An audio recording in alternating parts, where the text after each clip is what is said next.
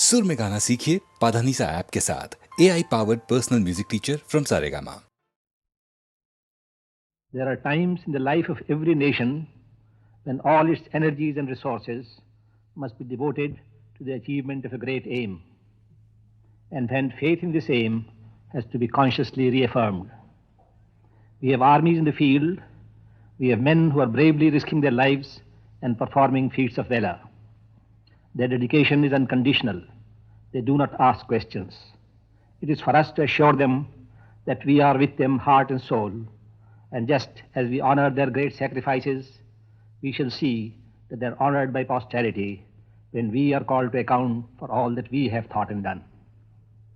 This war in which we are engaged today is none of our seeking. It has been forced upon us.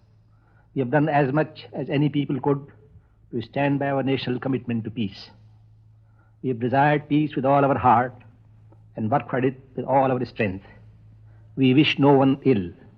We covet not an inch, yes, not an inch of anyone's territory. But we cannot surrender the principles on which our state, our whole idea of a common life is based.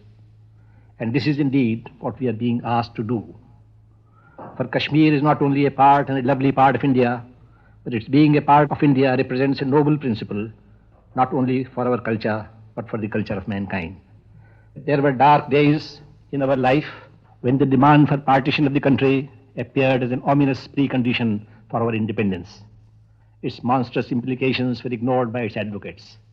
The Indian Muslims were in fact asked to perjure themselves by asserting and defending the falsehood that because they were Muslims, they could not be citizens of the same state as those among whom they and their ancestors had been born and had lived, and to the rich fund of whose composite culture they had during centuries made highly valued contributions.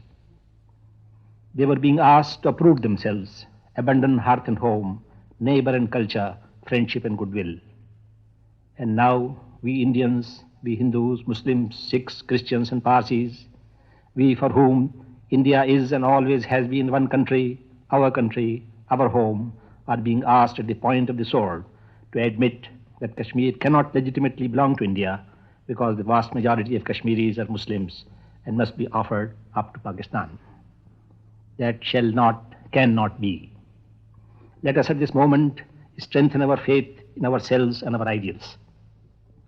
Let us remember that there are brave men, Hindu, Muslim, Sikh, Christian, Parsi brave men, laying down their lives to prove that we are one people, firmly united by common interests and ideals, and that our unity will stand any test. The Muslim among us should realize that he is where he is by God's will, that his Indian citizenship is a great moral and spiritual commitment. He has to be a true and dedicated follower of Islam. He has to drive fear out of his heart, that fear which is the mother of selfishness and hatred, and of much political and social evil. He has to foster goodwill and trust, to render service for the sake of service, to look beyond his life on earth to the day when he will be answerable for what he has done or left undone to promote understanding, cooperation, and peace among men. The Muslims' fellow countrymen should appreciate and cherish this commitment. They should eradicate all suspicion and distrust, and as representing the beliefs and traditions of the great majority, help to mobilize all sentiments in the service of the common interest. The strength of a people lies in an inner harmony, not only of declared aims, but also of instincts. Instincts are endowed by nature, we cannot count on them. We must therefore cultivate the habit of doing the right thing spontaneously. This is a time when we should spontaneously follow our leadership, placing in it our full confidence and trust, and allowing it full freedom of action. It's a time when values which command our total dedication and commitment are in jeopardy, and therefore demand our total dedication. The basic principles of our national existence and the freedom to live by them are in danger, and we may count no cost too high to protect them. For without them, life as a moral adventure becomes meaningless, and living on without them is worse than death. It's the time when each of us must encourage the other to contribute his best, and through sympathy, cooperation, and goodwill, make sure that not only the ideals we serve and the victory we achieve, but the inner harmony of our thoughts and motives is handed down to a grateful posterity. Let us clench our teeth and take the unshakable grim resolve not to rest or tarry, until our principles are vindicated and the freedom of our motherland is unmistakably assured. प्यारे भाइयों और बहनों, मैं आज खास कर हमारे देहात के रहने वाले जो भाई हैं, बहनें हैं, उनसे बोल रहा हूं। आज एक शुभ दिन है, हमारा गणतंत्र का दिन है। 15.5 बरस हुए हमारे देश में आज़ादी आई थी। 13 बरस हुए उस आज़ादी को हमने पक्का किया और गणतंत्र यहाँ शुरू किया। आप लोग जो गांव में रहते हैं वो भारत की सब में ज़्यादा आबादी है। 100 में 80 आदमी गांव में रहते हैं। इसलिए हमारे देश की तरक्की के लिए ये आवश्यक है कि गांव के लोगों की उन्नति हो। इसीलिए विकास योजनाएं का काम शुरू किया गांव में, कम्युनिटी डेवलपमेंट का, ब्लॉक्स का। उससे बहुत कुछ लाभ हुआ और बहुत कुछ हमने सीखा। फिर हमने दूसरा बड़ा कदम उठाया पंचायती राज का। पंचायती राज अब अधिकतर राज्यों में हो गया है और जहां नहीं हुआ है वहां भी जल्दी हो जाएगा। उसी के साथ सहकारी समाज का भी बहुत चर्चा हुआ और बहुत जगह वो कायम की गई है। ये पंचायती राज और सहकारी समाज दोनों मिलकर सारे हमारे देहात को, गांव को बदल देंगे, ये मेरा विश्वास है। हमने पंचवर्षीय योजनाएं बनाई, आप जानते हैं, और उसमें भी एक बड़ा हिस्सा था कि हम देहात में और गांव में क्या करें, गांव में क्या होना चाहिए। ये कहा गया है कि सब गांव में हम एक गांव का रक्षा दल बनाएं, स्वयं सेवक दल। उसका काम 3 तरह के काम हों। एक तो ज्यादा पैदा करना अपने जमीन से, यह आवश्यक है, क्योंकि याद रखिए खाली वो सिपाही नहीं होते जो फौज में भर्ती होते हैं, जो गांव में या कारखाने में काम करें वो भी सिपाही का काम करते हैं। तो ज्यादा अधिक पैदा करना, नए नए तरीकों से नए हल काम में लाए जाएं, नया नालियां खोदें पानी लाने के लिए नहरों से, और ज़मीन को बचाने के लिए बह न जाए काम करें, बंडिंग करें, ये सब बातें करें।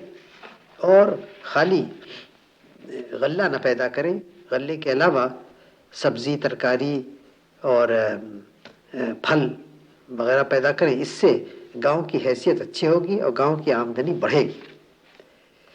दूसरी बात है पढ़ाई की, शिक्षा की। हम चाहते हैं हमारे स्वयंसेवक दल शिक्षा में बहुत काम करें और सब लोगों को ठीक ठीक सूचना दे क्या क्या हो रहा है हमारी लड़ाई के में, पहाड़ों पर या कहीं और क्या हमारा विकास योजनाएं चल रही हैं, ये सब खबरें जनता को दे। और इसमें रेडियो का भी प्रयोग किया जाए। और फिर ख़ास रक्षा के लिए यूँ तो बहुत कुछ हमारे सिपाही भी देहात से आते ही हैं और होम गार्ड्स बन रहे हैं, उसमें भर्ती होवेंगे। इसके अलावा हमारे जो स्वयंसेवक हों वो रेलों को, सड़कों की, डाक और तार घरों की, तारों की रक्षा करें। एक और ख़ास बात मैं आपसे कहा चाहता हूँ, हम एक नए तरह का बैंक बनाया चाहते हैं। बैंक तो आप जानते हैं जहाँ रुपया रखा जाता है, हम एक बनाया चाहते हैं जहाँ हिसाब रखा जाए कितना कौन काम करता है। लेबर बैंक बनाया चाहते हैं, डिफेंस लेबर बैंक। और हमारी इच्छा यह है कि हर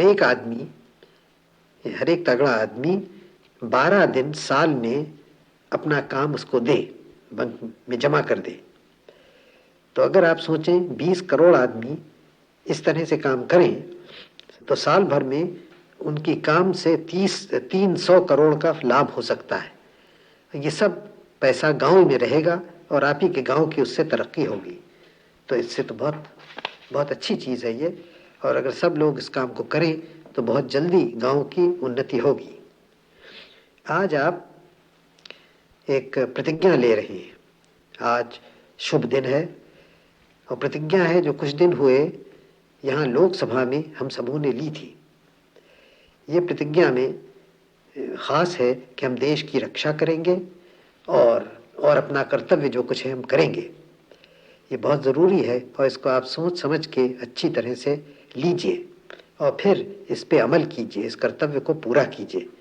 इसके करने से हम देश की रक्षा भी होगी हमारी और सारे गांव की उन्नति होगी। तो ये खास काम आज आप कीजिए, प्रतिज्ञा लेके उसको पूरा कीजिए और मुझे पूरा विश्वास है मुझे कि हमारी विजय होगी इन सब बातों में, देश की रक्षा में भी और दूसरा विकास का जो काम हमें देश भर में करना है उसमें भी। इसके माने ये है गांव की उन्नति होगी और गांव में जो सब करोड़ों आदमी रहते हैं उनकी होगी।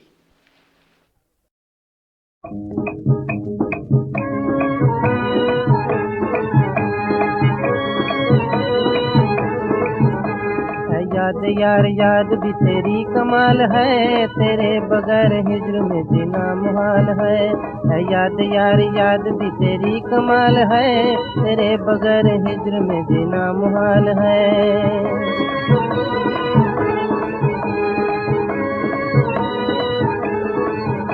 जंगल में कोई घूम के दिन था गुजारता, कांटों की कोई सेज पर था तन संवारता। जंगल में कोई घूम के दिन था गुजारता, कांटों की कोई सेज पर था तन संवारता। पर्वत को काट काट के था दुख सहारता, फरहाद जुए शीरे पर यूं था पुकारता। पर्वत को काट काट के था दुख सहारता, फरहाद जुए शीरे पर यूं था पुकारता। ऐ याद यार याद भी तेरी कमाल है, तेरे बगैर हिज्र में जीना मुहाल है।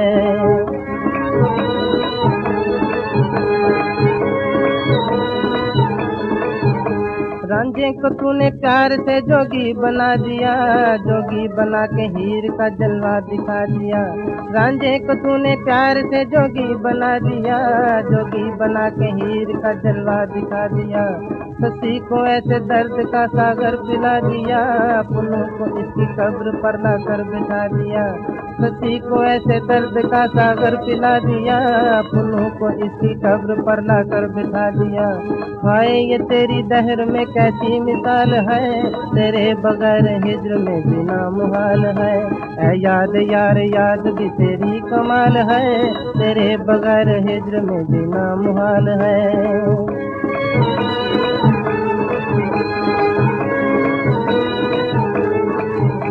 तूने वो साज दिल पर नगमे सुना दिए, कितना लबों को इश्क के सागर पिला दिए। तूने वो साज दिल पर नगमे सुना दिए, कितना लबों को इश्क के सागर पिला दिए। मूसा को कुए तूर पर जलवे दिखा दिए, चांद दिल के दाग भी रोशन बना दिए। मूसा को कुए तूर पर जलवे दिखा दिए, चांद दिल के दाग भी रोशन बना दिए। माशूक से भी खूबरू तेरा ख्याल है, तेरे बगैर हिज्र में जीना मुहाल है। ऐ याद यार याद भी तेरी कमाल है, तेरे बगैर हिज्र में जीना मुहाल है। हमारी नीति क्या रही है? बिल्कुल साफ रही है, यानी कि हम सब मुल्कों से दोस्ती करें, सहयोग करें, लेकिन किसी फौजी अलायंस में न शरीक हों, किसी फौजी समझौता किसी मुल्क से और से न करें, मिलिट्री अलायंस। हम ये जो आजकल के दुनिया के ब्लॉक्स हैं, एक तरफ एक ज़बरदस्त गिरोह मुल्कों का, दूसरे तरफ दूसरा, उसमें शरीक न हो, दोस्ती हम हर एक से करें। दोस्ती का माने ये नहीं है कि हम किसी अपने उसूल को छोड़ दें, हम किसी बात में उनसे दबें या उनसे कोई मदद मिले तो ऐसी शर्त को हम मंजूर करें जिससे हमारी आज़ादी या हक फैसला करने का किसी बात में ज़रा भी कम होता है। ये हमारी नीति रही, जिसको नॉन अलाइनमेंट की नीति कहते हैं, नॉन कमिटमेंट की। तो ये रही इस 10 बरस से, और 10 बरस से भी कैसे रही, ये 10 बरस की नहीं है।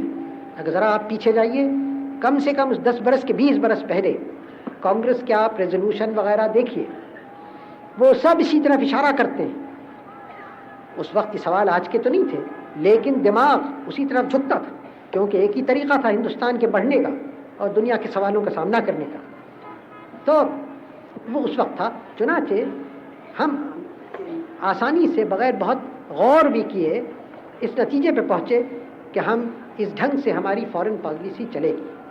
पहले लोगों को शकूक हुए और मुल्कों के उस पर, लेकिन हल्के हल्के और मुल्क, और ऐसे मुल्क भी जो हमारे मुखालिफ थे, जो पसंद नहीं करते थे, उन्होंने भी तस्लीम किया कि जो हिंदुस्तान की इसमें पॉलिसी है वो एक तो अमन पसंद है और अमन को, पीस को इससे फ़ायदा होता है, और दूसरे यहाँ तक तस्लीम किया जो हमारे जो मुल्क थे इन फौजी ब्लॉक्स में कि हाँ ये मुनासिब है कि हिंदुस्तान ऐसी पॉलिसी रखे। खैर वो कैसी पसंद करे न करें, हिंदुस्तान की इज्जत बढ़ी, हिंदुस्तान का असर बढ़ा, हिंदुस्तान की ताकत बढ़ी इस पॉलिसी से, और दोस्ती हर जगह रही।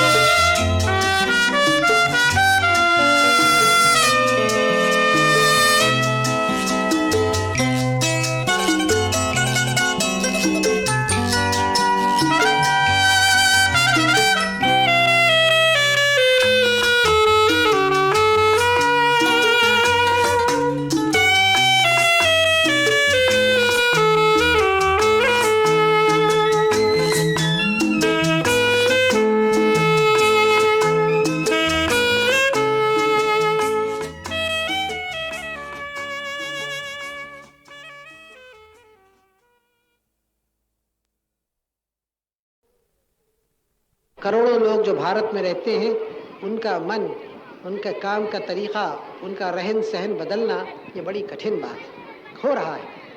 और इसीलिए सब में बड़ी बात हम समझते हैं इस वक्त शिक्षा है।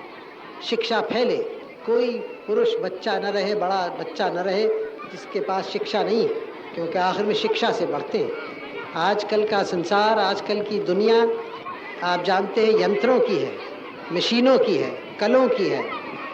आजकल की दुनिया में बड़ी बड़ी बातें हो रही हैं। तो अगर हम इस दुनिया में अगुआ रहेंगे तो हमें भी शिक्षा के ज़रिए से सब बातें सीखनी है और आपस में एकता रख के मिलकर रह के अपनी शक्ति बढ़ानी है और अपना धन दौलत देश का बढ़ाना है।